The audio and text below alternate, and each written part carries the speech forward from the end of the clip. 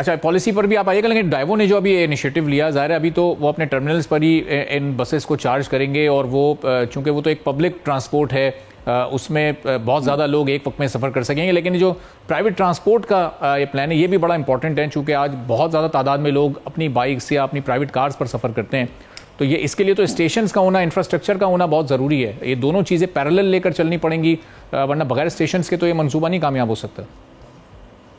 Sir that's the whole point کہ جی parallel میں آپ کو لے کے جانا پڑے گا.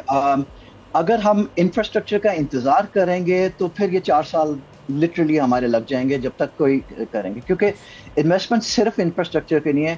وہ لوگ جو اپنی گاڑیاں اور جو اپنے بسز اور جو یہ موٹر سائیکل لانا چاہ رہے ہیں, وہ اگر وہ انفراسٹرکچر کا انتظار کریں گے تو وہ پھر ہمارا وہ بہت ڈیلے ہو جائے گا. ہم نے 2030 کا آپ نے جس طرح مینشن کیا کہ 30% ہماری گاڑیاں ہونی چاہیے, تو پیرل میں لے کے جانا. تو ایوری اسمال اسٹیپ, اگر لوگ اپنے گھروں میں چارج کرنا شروع کر دیں, آج کل بہت سی کمپنیز بیٹری سواپنگ کا بھی کر رہی ہیں کہ آپ سواپ کر سکتے ہیں بیٹری کہیں جا کے, تو یہ سارے اسٹیپس جو ہے نا وہ چھوٹے چھوٹے اسٹیپس آپ کا یہ بنانے کے تیار ہیں. ٹھیک ہے.